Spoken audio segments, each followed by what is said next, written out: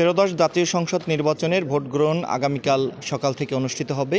এ উপলক্ষে কিন্তু সারা দেশের মতো ঝালকাঠিতেও একটি উৎসবের আমেজ বিরাজ করছে। আমরা আজকে সকাল থেকে দেখতে পাচ্ছি বিভিন্ন ভোট কেন্দ্রে যে ভোটারদের নেওয়ার জন্য যে বিভিন্ন ভোট কেন্দ্র কিন্তু ইতিমধ্যে প্রস্তুত করা হয়েছে এবং ভোট কেন্দ্রে যে সকল নির্বাচনীয় যে সরঞ্জাম রয়েছে সেগুলো কিন্তু ইতিমধ্যে ভোট কেন্দ্রে পৌঁছানো হয়েছে। আমরা যদি একটু জানিয়ে রাখি, ঝালকাঠিতে দুটি সংসদীয় আসন রয়েছে, ঝালকাঠি 1 এবং ঝালকাঠি 2, রাজাপুর এবং কাঠালী উপজেলা নিয়ে গঠিত সংসদীয় আসন ঝালকাঠি 1 এবং ঝালকাঠি 2, ঝালকাঠি সদর এবং নলছিটি নিয়ে গঠিত। এই ঝালকাঠি জেলায় কিন্তু 32টি ইউনিয়ন, 4 উপজেলা এবং 2টি পৌরসভা রয়েছে।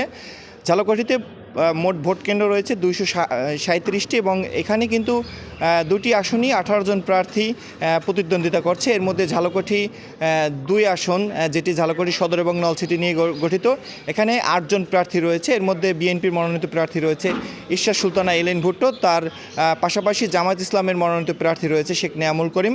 এছাড়াও স্বতন্ত্র এবং অন্যান্য রাজনৈতিক দলের প্রার্থী কিন্তু এখানে প্রতিদ্বন্দ্বিতা করছেন।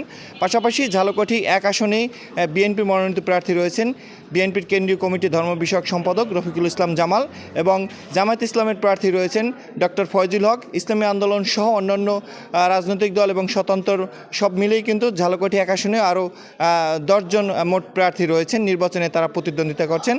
আমরা আসলে একটু কথা বলবো, এখানে একজন ভোটারের কাছে আমরা সাথে কথা বলবো, তিনি আমাদেরকে জানাবেন নির্বাচনে কীরকম আপনারা পরিবেশ চাচ্ছেন। যদি আমাদেরকে একটু জানাতেন, নির্বাচনে আপনাদের ভোট গ্রহণের পরিবেশ কীরকম চাচ্ছেন।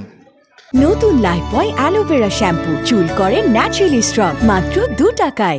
আমরা অ্যাকচুয়ালি ভোট গ্রহণের পরিবেশটা চাচ্ছি যে সুন্দর সফলভাবে যাতে মানুষজন কেন্দ্রে আসতে পারে এবং ভোট দিতে পারে। যেহেতু বিগত 16-17 বছর মানুষ নির্দ্বিধায় ভোট দিতে পারেনি, স্বৈরাচারের আমলে মানুষের ভোট হনন করা হয়েছে, যেমন তারা নিজেরাই রাতের নিশিয়াদারে ভোট গ্রহণ করেছে, মানুষ ভোট দিতে পারেনি। এবারে আশা করি আমরা যে মানুষ নিজেরা তাদের পছন্দের প্রার্থীকে সুন্দরভাবে ভোট দিতে পারবে।